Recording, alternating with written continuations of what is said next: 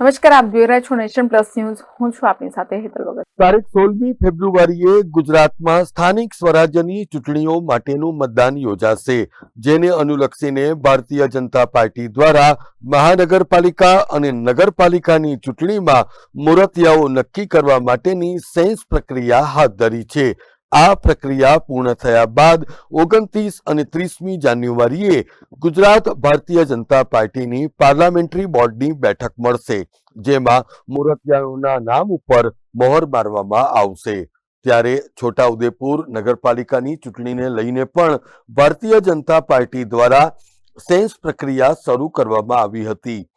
APMC hall ખાતે શરૂ થયેલી આ સેન્સ પ્રક્રિયામાં પ્રદેશ દ્વારા નક્કી કરાયેલા હોદ્દેદારોમાં પંચમહાલ ભારતીય જનતા પાર્ટીના જિલ્લા પ્રભારી ડોક્ટર ભરત ડાંગર, પ્રદેશ સંયોજક અસ્મિતા સિરોયા અને એસટી મોરચાના મહામંત્રી અભિષેક મેડા દ્વારા સેન્સ લેવાની કવાયત શરૂ કરાઈ હતી, જેમાં ભારતીય જનતા પાર્ટીના કમળ નિશાન ઉપરથી ચૂંટણી લડવા માંગતા ઉમેદવારોની કતાર લાગી હતી.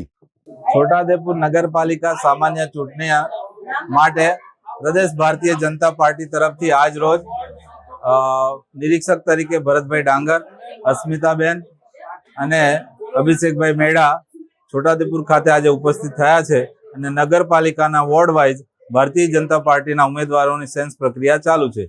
એ સિવાય છોટાઉદેપુર જિલ્લામાં બોડેલી તાલુકા પંચાયતની તાંદલજા સીટ અને નસવાડી તાલુકા પંચાયતની પાલા સીટના ઉમેદવારોની પણ સેન્સ પ્રક્રિયા આજે પૂર્ણ થશે.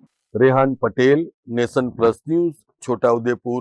સમાચારોના સતત અપડેટ મેળવવા માટે અમારી નેશન પ્લસ ન્યૂઝની યુટ્યુબ ચેનલને સબસ્ક્રાઇબ કરો, બેલ આઇકન દબાવો અને જોડાયેલા રહો ફેસબુક, ઇન્સ્ટાગ્રામ અને ટ્વિટર પર.